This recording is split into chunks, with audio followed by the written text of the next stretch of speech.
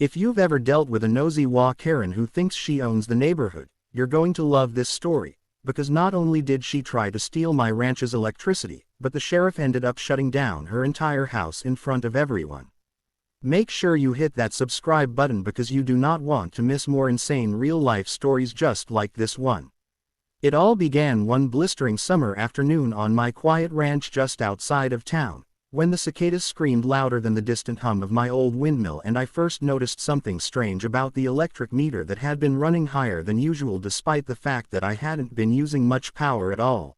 I mean, sure, ranching requires a bit of juice for the pumps and the lights in the barn, but it wasn't nearly enough to justify the bills that had suddenly doubled, and when I called the electric company, they brushed me off saying maybe my irrigation system had a leak. But I knew better because I check my equipment every morning before sunrise, so I started looking closer, and that's when I spotted the ridiculous orange extension cord sneaking through the dry grass along the fence line and disappearing right under the freshly painted fence of my neighbor, a woman we all knew as Karen, the self-proclaimed head of the HOA who acted like she had been elected mayor of the neighborhood when in reality nobody wanted her in charge. And she would march around wagging her finger at people for leaving trash cans out too long or for having barns painted in colors she didn't approve of. And now, apparently, she had decided that stealing my electricity was her God-given right, which at first I could hardly believe because who does something so brazen? But when I followed the cord and peeked over her fence, sure enough it led straight into her garage where I could hear the roar of an AC unit and see multiple refrigerators buzzing inside as if she had turned her whole place into a storage facility.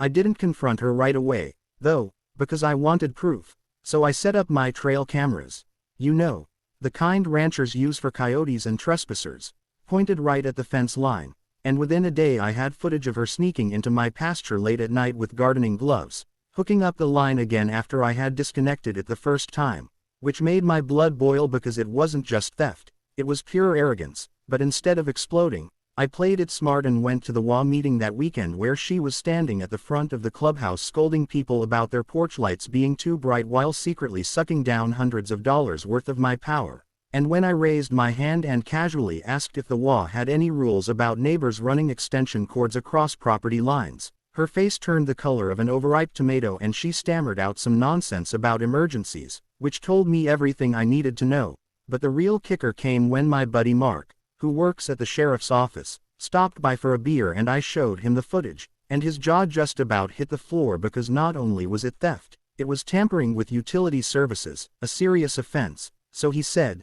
"Don't do anything yet, let me handle it." And sure enough, a week later the sheriff himself rolled up to my ranch with 2 deputies, asked me to walk them to the fence, and together we followed that orange cord straight into Karen's garage where she was hosting some kind of neighborhood barbecue, acting like queen of the block, until the sheriff yanked the plug out of her power strip and announced in front of everyone, "Ma'am, you've been illegally stealing electricity from your neighbor, and this house is being shut down until further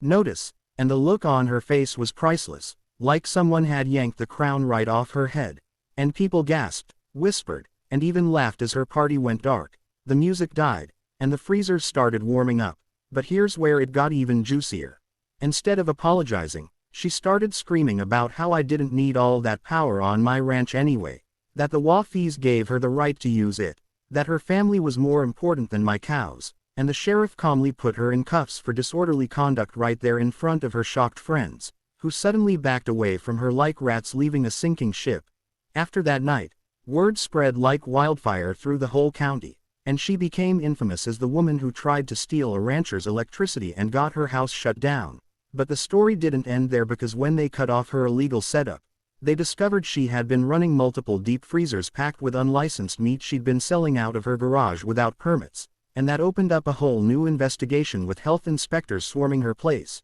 which left her standing on her lawn screaming about conspiracies while her reputation crumbled. And meanwhile, I quietly fixed my fence, coiled up the extension cord, and returned to my peaceful mornings with the cattle, knowing that justice had been served. But the biggest twist came a month later when she tried to sue me for defamation of character, claiming I had set her up, only for the judge to laugh her right out of court because the trail cam footage, the electric company's data logs, and the sheriff's official report all proved exactly what she had done. And by the end of it all, not only was her house still under heavy fines, but the HOA itself voted her out of her self-appointed leadership role, finally freeing the neighborhood from her tyranny. And the sweetest part was that every time I ride past her dark, quiet house now, I can't help but smile remembering the day the sheriff shut her down in front of everyone, turning her own arrogance into the very rope that hung her authority out to dry. And that, my friends, is why you should never mess with a rancher's electricity, because sometimes the truth doesn't just set you free, it shuts down a Karen's house for good.